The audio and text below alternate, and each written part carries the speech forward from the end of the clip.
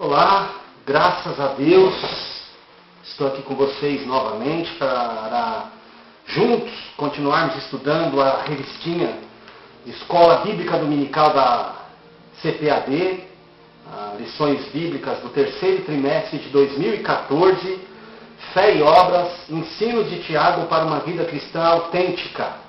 Essa revistinha que você que usa aí na sua igreja deve estar com ela em mãos para que possamos refletir juntos nesta lição de número 12, que é a lição que será dada no dia 21 de setembro de 2014. Eu quero aqui então dar algumas dicas para você, professor, para que você possa ter uma aula abençoada e com algumas ideias, algumas informações. É claro que eu vou dar em ritmo de aula, porque aí eu já te ajudo também, porque eu não consigo simplesmente chegar aqui e falar de forma técnica sem aplicar na minha vida e na sua. Então eu vou pedir um favor para você estar com sua revistinha e Bíblia na mão. Eu estou aqui com a João Ferreira de Almeida, Revista e Corrigida, que é bem comum, usada nas igrejas, principalmente pentecostais.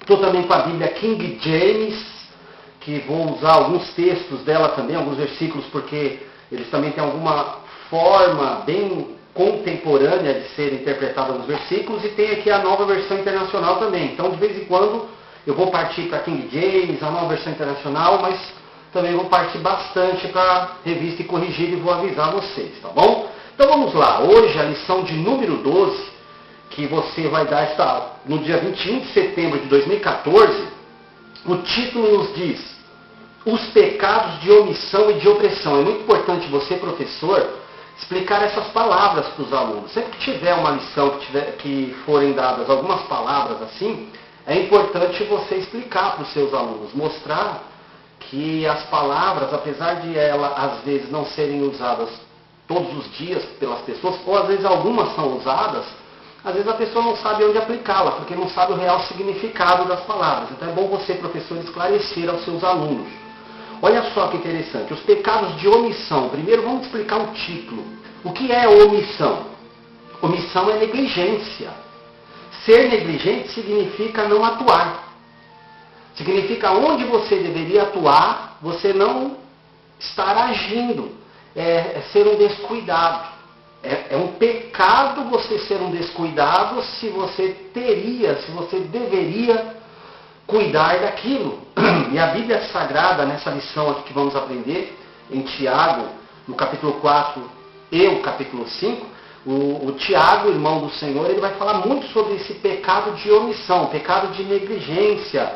Ser negligente também é quando você não atua normalmente. Normalmente, onde era para você atuar, auxiliar, ajudar, você não está atuando. Isso é pecado. Então vamos falar sobre os pecados, primeiro de omissão, de negligência, e segundo, o de opressão. Onde há negligência, há abertura para que haja a opressão na vida das pessoas. Opressão seria a tirania, a dominação tirânica, ou seja, a imposição. Às vezes você é uma pessoa abençoada por Deus, amorosa, que sabe atuar numa situação, em um grupo, mas por você ser omisso, por você não estar agindo, por você cruzar os braços, o mal começa a prevalecer. Para que o mundo mal cresça, basta os justos cruzarem os braços. Então, o pecado da omissão gera também opressão, que é esta tirania, essa dominação, a imposição, a repressão. E olha que interessante, normalmente quando há opressão, há violência. Às vezes não é violência física, mas violência verbal. A violência no sentido do dominar as pessoas com violência, com tirania, com sufocação. Sufocar as pessoas. Leva as pessoas à angústia. É colocar pressão, colocar peso sobre as pessoas. E se você está se omitindo a fazer aquilo que Deus te chamou, aquilo que Deus te vocacionou, esse pecado de omissão gera opressão. E Deus nos trará a juízo por isso. Há contas a prestar porque nós somos omissos. Então essa lição vai tratar praticamente disso. Se há omissão, há opressão. Tá bom?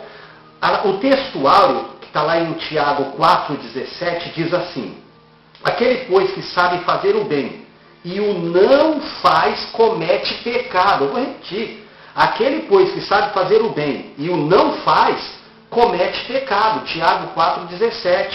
A verdade prática diz assim: os pecados de omissão e opressão são tão repulsivos, são tão nojentos, aversivos diante de Deus, quanto as demais transgressões. Às vezes a gente reclama de outros pecados, de outros irmãos, mas a grande pergunta é: será que eu não estou sendo omisso? Por isso os irmãos estão até pecando? Então eu estou no mesmo nível de pecado que eles. Porque a omissão gera esses pecados. Tá bom? A leitura bíblica em classe se encontra em duas partes, dois capítulos diferentes. O Tiago 4,17, que nós terminamos de ler, vamos ler de novo. E também o Tiago 5, do versículo 1 ao 6. Tiago 4,17 e Tiago 5, do 1 ao 6. Diz assim, Tiago 4,17, que terminamos de ler: aquele, pois, que sabe fazer o bem e o não faz, comete pecado. Aí no capítulo 5, dos versos 1 ao 6, nos diz assim: eia, pois, agora vós ricos, chorai e pranteai por vossas misérias que sobre vós hão de vir. As vossas riquezas estão apodrecidas e as vossas vestes estão comidas de traça. O vosso ouro e a vossa prata se enferrujaram, e a sua ferrugem dará testemunho contra vós e comerá como fogo a vossa carne. Entesourastes para os últimos dias. Eis que o salário dos trabalhadores que ceifaram as vossas terras e que por vós foi diminuído clama. E os clamores dos que ceifaram entraram nos ouvidos do Senhor dos Exércitos. Deliciosamente vivestes sobre a terra, e vos deleitastes e cevastes o vosso coração como num dia de matança. Condenastes e matastes o justo. Ele não vos resistiu. É muito interessante esse texto, porque ele é um texto só de advertência. Mas é claro que Deus não vai dar só advertência. Não adiantaria só a gente advertir, mostrar o erro, sem dar a saída. Então é muito importante mostrar isso para os alunos. Não ter aquela aula só pesada, advertindo, condenando. Então vamos fazer isso também na nossa lição. Vamos mostrar que há advertência, mas há também a providência de Deus, tá bom? Vamos trabalhar esse texto aqui, por isso eu trouxe aqui outras versões da Bíblia, porque às vezes algumas outras versões da Bíblia nos trazem um versículo de uma forma um pouco mais contemporânea. Não que a João Ferreira de Almeida, a Revista Corrigida, é ruim, não. Mas é porque com várias versões acabam esclarecendo a nossa mente e a mente dos nossos ouvintes também, tá bom? Vamos lá falar um pouquinho sobre os pecados de omissão e de opressão. Prepare aí sua revistinha e sua Bíblia, tá? Vamos começar aqui pela introdução. A gente vai estudar, então, nessa lição do dia 21 de setembro, a lição de número 12, a advertência de Deus, a bronca que Deus dá, através da sua palavra, por causa dos ricos da época oprimindo os pobres. Vamos fazer uma coisa aqui? A lição aqui não está falando só sobre os ricos em si com dinheiro, apenas as pessoas que são endinheiradas.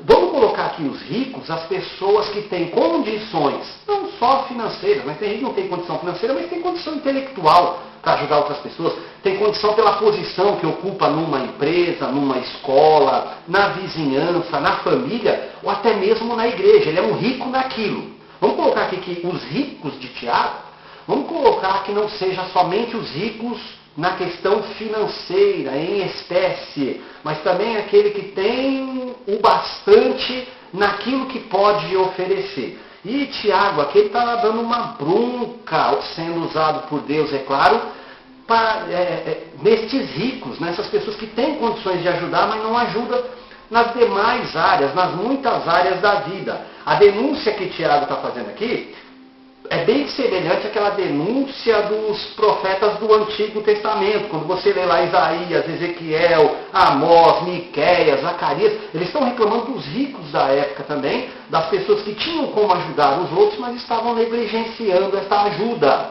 Pense em você que é professor, você que é pastor, você que é músico, cantor, você que é pregador, você que tem conhecimento de alguma área. Então você é rico nessa área.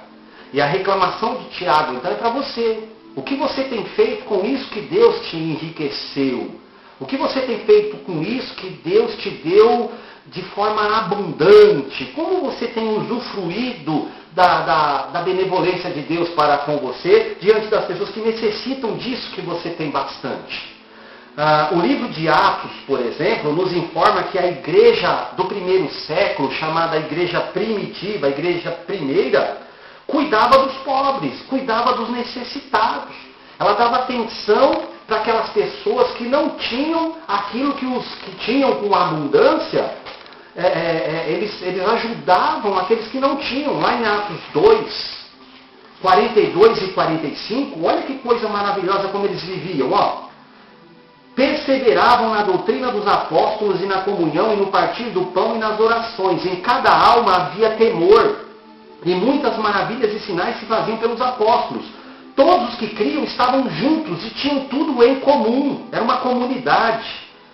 Vendiam suas propriedades e fazendas e repartiam com todos, segundo cada um tinha necessidade. O texto aqui ele termina falando da venda de propriedades e a distribuição do dinheiro dessas vendas, mas se você observar bem, a partir do versículo 42, fala que havia comunhão, partir do pão, e tinha também orações. Tem aquele camarada que ele é uma bênção na oração, ele estava sempre orando. Não estou falando que os outros não oram, mas tem sempre aquele irmão que ora mais. Então ele é rico na oração e ele ajuda os outros irmãos que necessitam de oração também. Se você olhar aqui, cada um havia temor, maravilhas, sinais, eram feitos pelos apóstolos. Os apóstolos tinham mais intimidade, tinham dons. Então eles davam disso que Deus tinha enriquecido a eles davam para as pessoas. Aqui ele não está falando da distribuição, não só dos bens materiais, dos bens físicos, mas também dos bens espirituais. E nós vemos isso na igreja primitiva. Isso não deve ser mudado. Algumas coisas mudaram, é claro que estamos vivendo na igreja do século XXI, mas a essência da palavra de Deus não pode mudar nas igrejas. A igreja do primeiro século, ela foi uma igreja que vencia os pecados de omissão e opressão, e a igreja do século XXI deve vencer isso também. Essa é a lição de hoje, a lição de número 12, do dia 21 de setembro de 2014. Vamos lá, o primeiro tópico fala primeiro aqui sobre o pecado de omissão. Nós lemos aqui inicialmente que está lá no Tiago 4,17, que fala: aquele, pois, que sabe fazer o bem e o não faz, comete pecado. Olha que interessante, na Bíblia King James, este mesmo versículo coloca assim, é colocado assim: refletir sobre isso, pois quem sabe que deve fazer o bem e não o faz, comete pecado. Quem sabe que deve. Tem coisas que somos obrigados a fazer, porque há uma lei que nos impõe a fazer. Mas tem coisa que não tem lei, tem coisa que é dívida. Nós temos uma dívida para com o nosso próximo, que é fazer o bem para ele. E se eu tenho meios, tenho condições de fazer este bem, não faço, o texto está falando aqui. Eu sei que devo, mas não faço, eu cometo o pecado. É muito interessante aqui que a gente pode começar a falar sobre, na primeira parte, a realidade do pecado. O pecado é um fato. Tudo começou lá no Éden, em Gênesis 3, quando o homem e a mulher voluntariamente desobedeceram a Deus. Eles fizeram por vontade própria. Deus deixou lá no meio do jardim a árvore do conhecimento do bem e do mal. No meio do jardim. Não foi nos cantos do jardim. Ou seja, a possibilidade de tentação, ela é central. Ela está lá no meio. Não adianta a gente olhar hoje e falar, mas também a tentação está aí, ao léu, é muito fácil pecar. É claro que é, porque Deus não quer robôs servindo a Ele. Ele quer que façamos a escolha de servir a Ele. Então, desde o início, a possibilidade de tentação já estava lá no Éden. Infelizmente, o homem e a mulher, Adão e Eva, eles escolheram pecar. E se um de nós estivéssemos lá, nós também teríamos escolhido pecar. E não adianta você falar que não, é só você lembrar de uma coisa. Você peca, seja em pensamento, em palavras ou em ações. Ou pelo menos sente aquele anseio e tenta se controlar, e muitas vezes tem que pedir perdão. Você pede perdão para Deus? Se você pede perdão é porque você comete alguma coisinha de errado, algum pecado. Então isso significa que você também, se estivesse lá no Éden, teria pecado. O pecado de Adão é solidário. E o castigo também foi solidário, passou para nós. Porém, graças a Deus que temos a salvação em nosso Senhor Jesus Cristo. Então, o pecado é real, é uma realidade, é um fato. Não somos capazes de, por nós mesmos, por conta própria, vencermos o pecado. Por isso, Cristo Jesus foi dado a nós como sacrifício, como expiação, pelos nossos pecados. Deus nos fez isso porque sabia que nós não teríamos forças espirituais, físicas, emocionais, o suficiente para salvarmos-nos a nós mesmos, porque nós não somos santidade pura, apenas refletimos a santidade dele. É por isso que lá em Romanos 8:3 nos diz assim: porquanto que era impossível à lei, visto como estava enferma pela carne, Deus, enviando o seu Filho em semelhança da carne do pecado, pelo pecado condenou o pecado na morte. Não é a lei que estava doente. Quando aqui fala a lei estava enferma, significa que ela mostrava a enfermidade. A lei é como o termômetro. O termômetro não cura a doença, ele mostra o grau de febre. Precisa ser dado remédio para a pessoa febril. Então aqui a lei vem como o medidor da febre, então ela é enferma no sentido de mostra o grau de febre, e depois Jesus vem para nos ser o remédio. Então o pecado da omissão e da opressão está aí. Se nós não nos atermos à palavra de Deus, se nós não nos esforçarmos, qualquer um de nós, eu ou você, por mais que tenhamos cargos nas nossas igrejas, nós poderemos cair no pecado de omissão e de opressão. Quando eu não vigio, eu fico omisso na situação. Quando eu não vigio, ou eu sou opressivo, ou eu gero a opressão por não ter feito nada. Então não adianta, o pecado é uma realidade, se não vigiarmos, caímos nele. Por isso que essa lição serve para todos que estão assistindo. Não tem essa de o irmão que é omisso, o irmão que é opressivo, é para todos que estão aí. Porque qualquer um de nós, se não vigiarmos, podemos cair nesse pecado. Segundo ponto aqui do primeiro tópico ainda, o pecado de comissão. Veja que agora ele fala primeiro sobre o pecado de comissão. Olha que interessante, o que seria esse pecado de comissão? Comissão, eu faço uma missão. Comissão, eu faço uma missão, uma ação junto com alguém. O que seria esse pecado de comissão? Ele dá um exemplo lá em Gênesis 3, o nosso autor dá um exemplo lá em Gênesis 3, do versículo 17 até o 19, que foi um fato que ocorreu no pecado de Adão e Eva lá no jardim do Éden. E diz assim, Gênesis 3, 17 ao 19. E a Adão disse: porquanto deste ouvidos à voz da tua mulher e comeste da árvore de que te ordenei, dizendo: não comerás dela, maldita é a terra por causa de ti. Com dor comerás dela todos os dias da tua vida, espinhos e cardos também te produzirá, e comerás a erva do campo. No suor do teu rosto comerás o teu pão, até que te tornes à terra, porque dela foste tomado, porquanto és pó, e em pó te tornarás. Olha que interessante, porque isso é chamado pecado de comissão. O pecado de comissão é realizar aquilo que é expressamente ordenado por Deus. É realizar conscientemente o que Deus de antemão condenou. Ou seja, a minha missão era obedecer, mas como comissão eu desobedeço. E ainda, o pior de tudo, eu acabo gerando esse pecado, as consequências desse pecado na vida de tudo e de todos que estão em minha volta. Qual foi a missão que Deus te deu?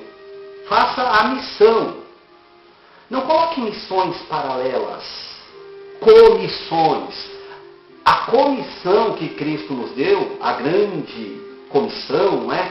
Lá em Mateus, quando ele vai ir por todo mundo pregar o Evangelho, a comissão de Jesus Cristo para nós. Ali está falando que é comissão, porque é a missão de Cristo e nós evangelizamos como missão junto a Ele. Não tem como evangelizar sem Cristo. Não tem como evangelizar sem falar de Jesus. Porque teologia não evangeliza. Filosofia não evangeliza. Psicologia não evangeliza. Diploma, cargo não evangeliza.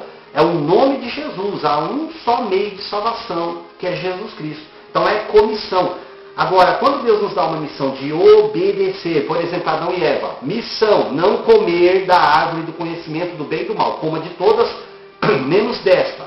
Se eles foram lá e comeram, acharam que eles deveriam comer para que chegassem a ser semelhantes a Deus, que foi a proposta de Satanás usando a serpente ali no Éden, então eles criaram uma comissão dentro daquilo que Deus não criou. A missão deles era não comer.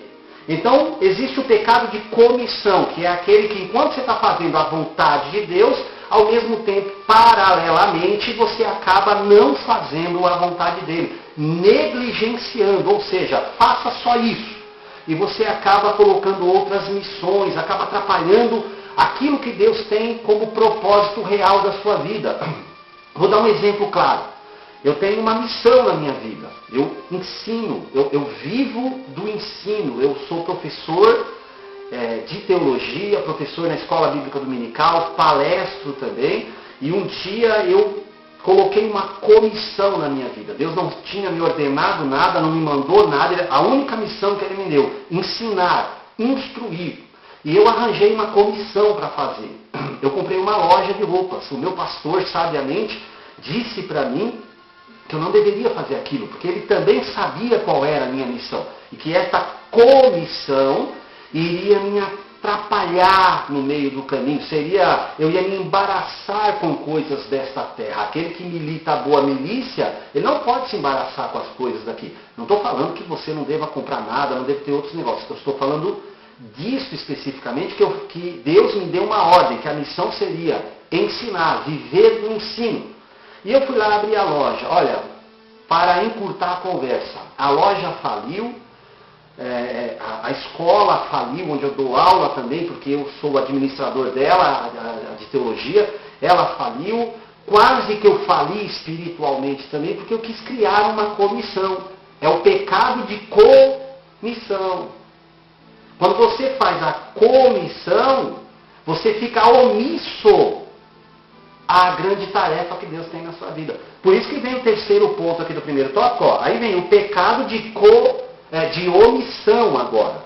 Que é esse pecado de eu ficar sem atuar.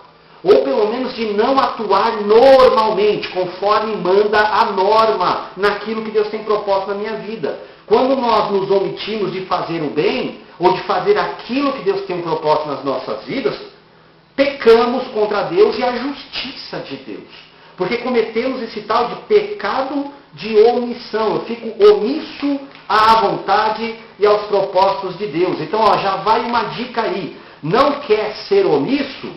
Não quer cometer o pecado de omissão? Primeiro, não faça comissões. Qual é o propósito que Deus tem na sua vida? O que Deus mandou você fazer? Vai lá e faça. Se Deus mandou você obedecer, não adianta ter pequenos pecadinhos, pequenas raposinhas ali no seu canteiro. Elas vão destruir toda a sua plantação. Faça aquilo que Deus mandou você fazer.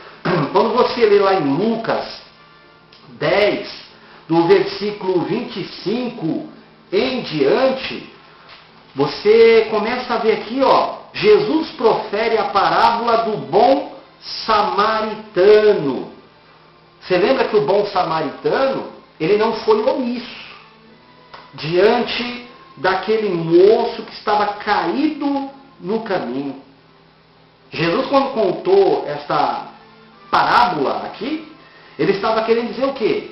Um judeu estava saindo de Jerusalém. O samaritano estava indo para Jerusalém. E esse samaritano, quem você sabe, se não sabe, fique sabendo agora que os samaritanos e os judeus nunca se deram bem. Eles não se conversavam. Os judeus achavam que os samaritanos eram um povo misturado, não era um povo puro.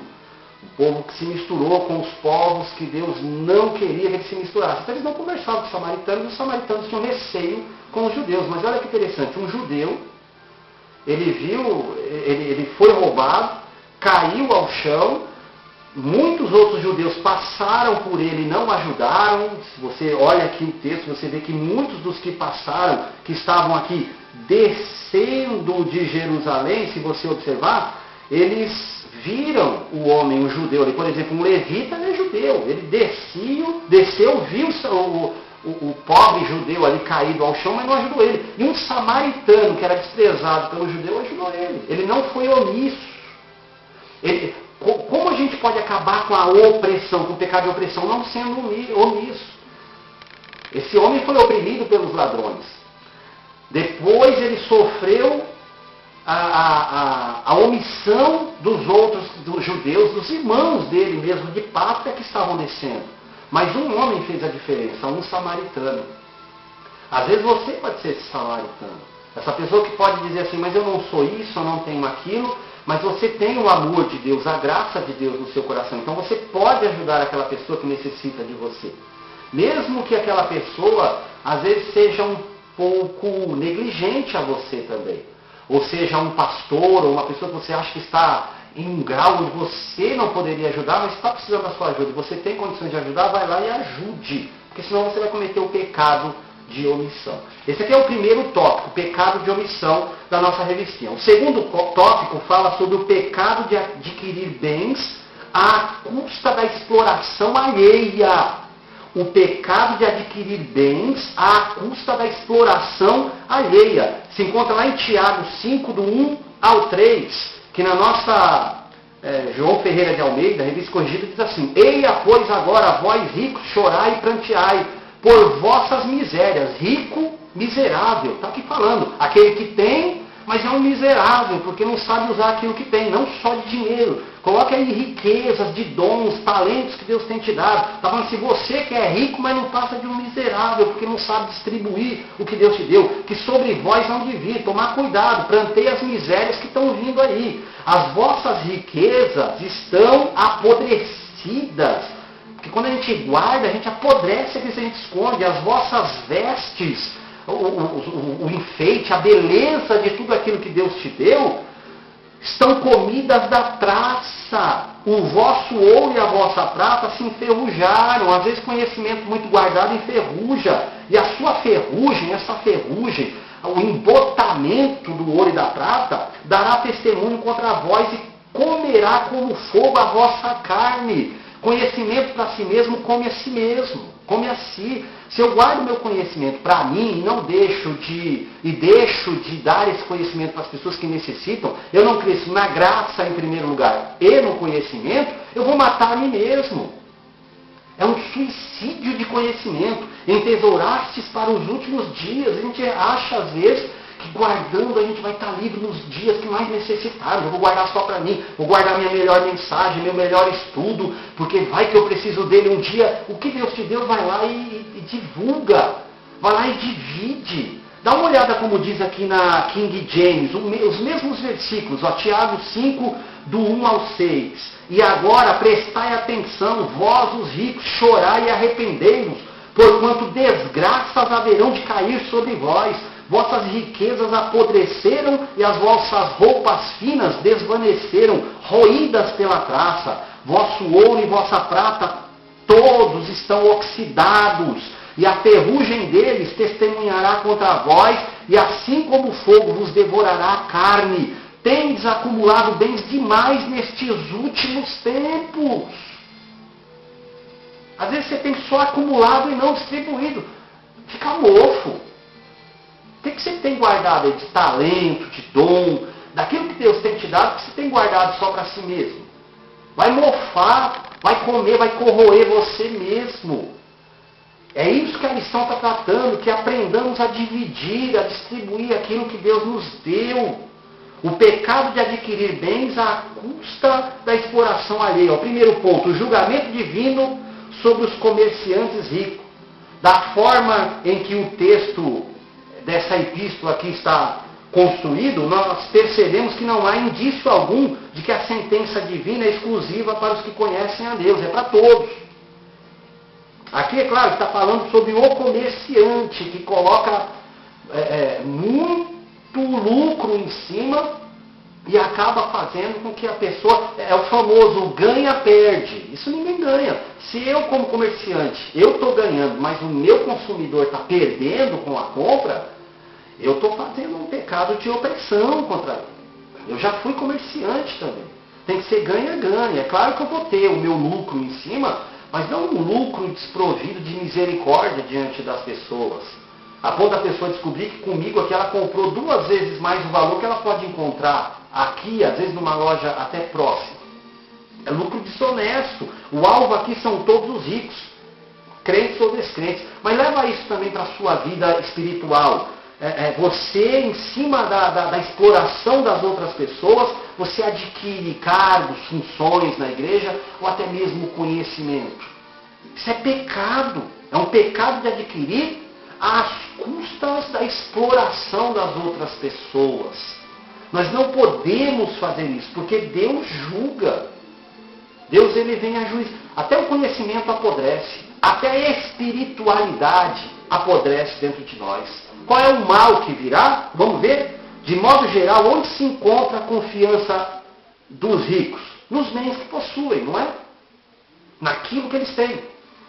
Onde que está a confiança daquele que tem um conhecimento e guarda para si mesmo? Aquele que tem um dom e guarda o dom para si mesmo, um talento e guarda para si mesmo. Onde está a confiança dele? Naquele dom, naquele talento.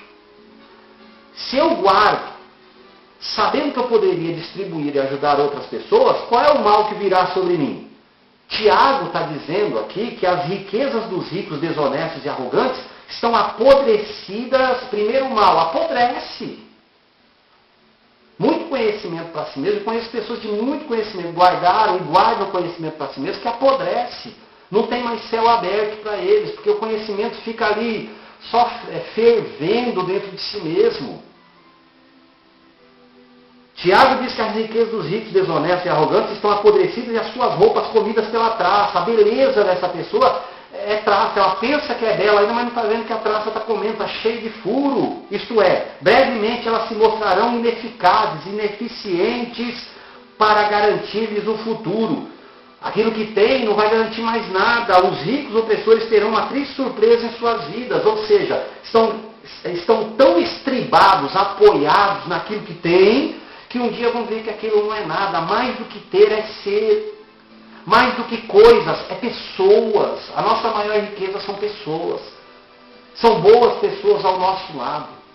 Então, esse é o mal que virá. Está solitário, porque coisas, conhecimento, diplomas, cargos, não nos consolam quando estão sofrendo. O Espírito Santo, Consolador, ele usa pessoas para nos consolar. E se eu guardo tudo para mim, às custas até do sofrimento de outras pessoas, quando eu mais necessitar delas, elas não estarão lá. Esse é o mal que sobrevirá sobre nós. E o terceiro ponto desse segundo tópico diz assim: a corrosão das riquezas e o juízo divino. O Senhor Jesus disse lá em Mateus 6,19 que não devemos ajuntar tesouros na terra, onde a traça e a ferrugem tudo consomem, e onde os ladrões minam e roubam. Conhecimento é passageiro, diploma é passageiro, cargo é passageiro, porque lá na glória não vai ter cargo, lá no céu não vai ter isso. Lá nós não vamos precisar nem de luz do sol, porque o Senhor Deus alumiará toda a cidade santa. Então não tenho por que eu guardar coisas, cargos, achando que isso vai me garantir alguma coisa. Isso se corrói. E o próprio juízo divino de Deus, quando fazemos mais mau uso dessas coisas, ele vem, esse juízo de Deus, contra as coisas, não é contra mim, vem contra as coisas, contra os cargos. Nós devemos vigiar a arrogância demonstrada pelo rico insensato, desse rico da Bíblia, que Jesus contou a parábola do rico insensato, revela esse desvario do nosso tempo. O rico insensato da Bíblia, lá de Lucas 12, que ele juntou tanta coisa, tantos bens, que ele não sabia o que fazer. O que ele fez? Ele falou, vou derrubar tudo e vou reconstruir. Se ele tivesse observado bem, se estava sobrando e ele queria movimentar o que ele tinha de riqueza, ao invés de destruir suas casas por nada, e só para ficar construindo e reconstruindo, só para movimentar o seu dinheiro, porque ele não ajudou quem necessitava. Se você tem tanto desejo de mostrar o seu conhecimento, o seu dom, o seu talento, ao invés de ficar gastando com discussões tolas, discussões bobas, gastando teologia, gastando conhecimento, você não vai no Evangelho, vai pregar o Evangelho a quem necessita. Por que você não vai buscar nos valados, nos lugares mais necessitados, pessoas realmente necessitadas de ouvir a palavra de Deus? Por quê? Cuidado para não ser um rico insensato. Rico não só de dinheiro, rico da graça de Deus, rico dos conhecimentos de Deus, rico de tantas coisas, mas que está aí guardando para si mesmo e só derrubando e reconstruindo sua riqueza de conhecimento, de dons e de talentos. Esse é o segundo tópico, que é o pecado de adquirir bens à custa da exploração alheia. Cuidado para não explorar as pessoas. Às vezes exploramos as pessoas por omitir, tá? Ou deixamos outras pessoas explorarem os outros, porque temos como ajudar e ficamos passivos na situação. Então, cuidado com esse pecado. Terceiro e último tópico da nossa lição, que fala sobre o escasso salário dos trabalhadores, clama a Deus. Está lá em Tiago 5, do 4 ao 6, que diz assim na Revista Corrigida: deliciosamente vivestes sobre a terra, e vos deleitastes e cevastes o vosso coração, como num dia de matança, condenastes e matastes o justo, ele não vos resistiu. Olha que interessante como está na Nova Versão Internacional isso. Tiago 5, versículos 5 e 6. Vocês viveram luxuosamente na terra, desfrutando prazeres, e fartaram-se de comida em dia de abate, enquanto muitos estavam tendo dificuldade, precisando de ajuda. Aí o Tiago está falando que, enquanto isso, muitos estavam lá felizes, estavam na época do sofrimento, se deleitando, até jogando coisa no lixo, jogando fora. Vocês têm condenado e matado o justo, sem que ele ofereça resistência. Às vezes algumas pessoas acham que Deus está com ele, porque ele faz, ele desfaz, ele oprime, e ninguém está resistindo, ninguém pode comigo. Se observarmos bem, lá em 1 Coríntios 11, 23, logo no início ali, quando começa a falar da festa ágape ali, fala que muitos entre vós estão doentes, fracos, doentes e muitos que dormem. Se você olhar ali, os ricos lá da época já oprimiam. Às vezes as pessoas vão falar, o irmão está morrendo, está doente porque não tem a graça de Deus. É porque os ricos não ajudavam ele. Aí na hora da ceia eles queriam mostrar, agora eu divido meu pão. Mas antes eles não dividiam, deixavam o irmão morrer de fome. O salário clama, a necessidade das pessoas clamam a Deus. Ou seja, Deus olha e sabe o porquê aquela pessoa está sofrendo. E aquela pessoa nem resiste, às vezes, nem resiste. E às vezes aquela pessoa que está ali sofrendo, você que está sofrendo, sendo oprimido por alguém, às vezes você está pensando assim, puxa, Deus não vai tomar uma providência diante disso? Seu sofrimento clama a Deus. A sua necessidade clama a Deus. Então olha só, o clamor do salário dos trabalhadores. O Evangelho alcança pessoas de todos os tipos e classes sociais. Até mesmo as pessoas mais necessitadas. E você que tem alguma coisa, seja em bem, seja em conhecimento, seja uma forma de dar ajuda, se você puder ajudar, tem condições de ajudar e não está ajudando, o sofrimento da pessoa está clamando a Deus. E você que tem sofrido, não te preocupes, porque Deus tem olhado. É preciso advertir que a Bíblia tem conselhos divinos claros para a ética do homem cristão que se tornou rico, ou do rico que se tornou cristão, viu? Qual é a sua ética? Você que não tinha e agora tem. É pisar nos outros, porque senão você vai perder? Você que era pobre e virou rico, cuidado que você precisa ter ética. E você que aceitou Jesus, que já era rico, que agora é cristão, Deus exige ética da sua parte também, viu? Sabe qual é o pior rico? É aquele mente que é pobre para não ajudar os outros. E sabe qual é o pior pobre? Aquele que mente que é rico para ficar acima da carne seca. Vamos ser aquilo que Deus propôs nas nossas vidas. Vamos viver a realidade da nossa vida. Não estou falando de se acomodar na situação, não. Mas viver a realidade. O Todo-Poderoso certamente se levantará contra toda a sorte de opressão e injustiça. E por isso nós temos que vigiar na presença de Deus. Porque o sofrimento, a necessidade clama a Deus. Do mesmo jeito que o sangue de Abel clamou a Deus por causa de Caim, o sangue das pessoas que são oprimidas clamam a Deus. O sofrimento delas clama. Segunda parte do tópico 3. A regalia dos ricos que não temem a Deus cessará. Está lá no versículo 5, ó. Que está falando assim, que vivem regaladamente, que vivem com abastança, mas são opressores ou são omissos. O texto aqui está falando que a regalia deles, dos que não temem a Deus, que não se convertem dessa situação, vai cessar. Rico opressor. Uma vida regalada que não se importava com o futuro e nem com o próximo. É isso que é o rico opressor. O rico não só em dinheiro, o rico em conhecimento.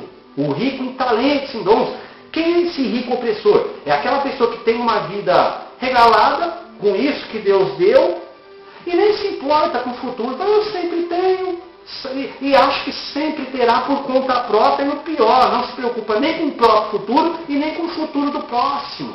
Guarda para si mesmo, se coloca num patamar diferenciado dos demais, vivendo de forma festeja, sempre se alegrando, sempre feliz pelo que tem, mas não chorando com os que choram. Como se o fim nunca fosse chegar. Tudo é finito, amigo.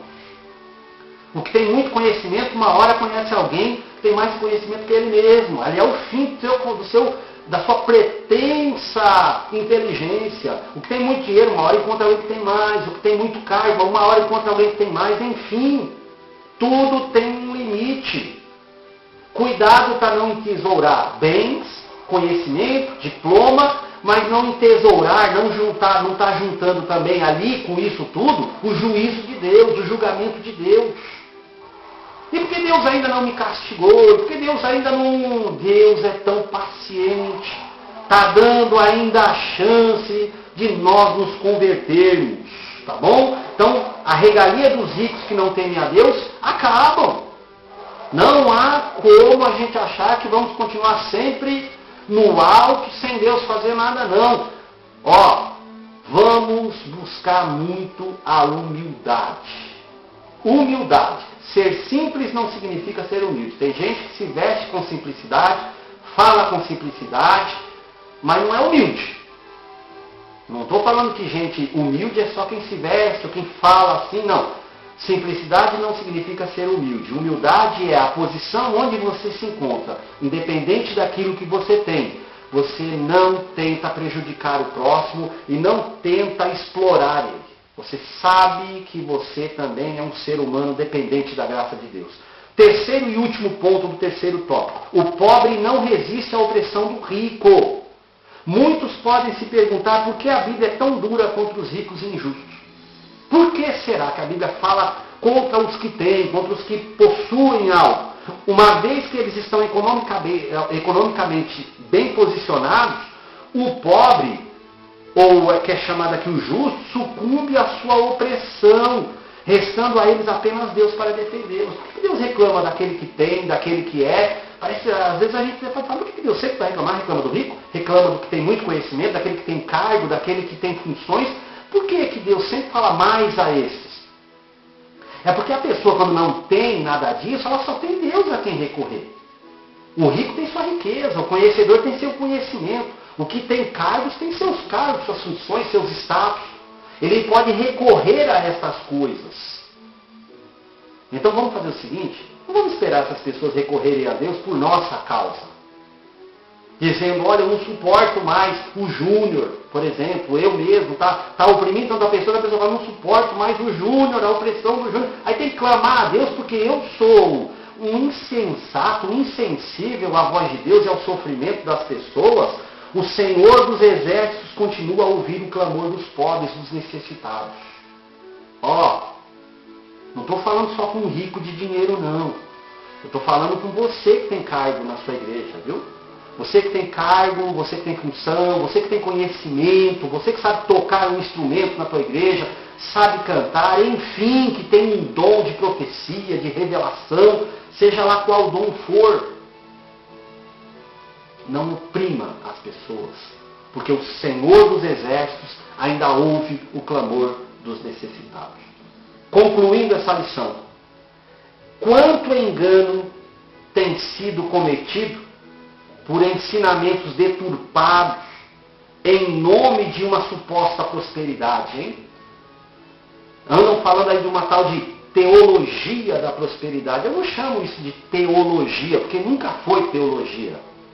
Teologia, theos logos no grego, se você for pegar na raiz da palavra, theoslogia, significa aquele a quem Deus fala, é Deus falando. Fazer teologia é outra coisa. Ali é teoria da prosperidade. Quantos da teoria da prosperidade vê uma pessoa necessitada, seja por saúde, seja por dinheiro, seja por necessidades emocionais, tem aquela pessoa como não agraciada por Deus, não abençoada, por causa dessa teoria da prosperidade que tem invadido as nossas igrejas, através de algumas pessoas que às vezes vão para a igreja na televisão, ao invés de ir para a igreja, para a escola bíblica dominical, ficar ouvindo apenas pregadores televisivos e alguns maus pregadores, temos os bons também, mas alguns maus pregadores ensinando um monte de teoria da prosperidade e a pessoa fica achando que é mais agraciada, mais alguma coisa do que as outras, porque acha que é o queridinho de Jesus. Tal teologia, eu vou chamar de teoria da prosperidade, tem levado muitas pessoas a tornarem-se materialistas, acharem que só porque tem, Deus está com eles. O meu conhecimento é vasto, então Deus está comigo. Você não tem conhecimento, Deus não está com você. Viu, pregadores também? Você que tem conhecimento um pouco mais aí do que os outros pregadores da sua igreja, você não é o queridinho de Jesus só porque você tem um pouco mais de conhecimento. Deus usa as pessoas que falam com simplicidade também. Deus usa todos aqueles irmãos e irmãs. O nosso desafio é vivermos um estilo de vida segundo o Evangelho, não segundo a filosofia do nosso século, onde a simplicidade, a modéstia e o contentamento devem ser as suas marcas. Esse é o estilo de vida do cristão. Esse é o estilo de vida daquele que serve ao Senhor Jesus Cristo. É por isso que nós podemos afirmar: nós vencemos os pecados de omissão e de opressão quando passamos a não ser negligentes na presença de Deus e quando somos humildes e não usando de violência diante dos nossos irmãos da igreja que mais necessitam de nós. Às vezes a maior necessidade das pessoas, é só serem ouvidas. E muitas pessoas nos procuram para serem ouvidas e negligenciamos a nossa paciência. Pense bem na sua aula de domingo e coloque isso na cabeça de seus alunos, que existe sim o pecado por eles não fazerem, porque se eles não fazem, eles podem gerar a opressão através de outras pessoas ou a própria opressão deles mesmos. Deus abençoe você e Deus abençoe muito a tua aula de domingo no dia 21 de setembro. Glórias a Deus pela sua palavra. Amém.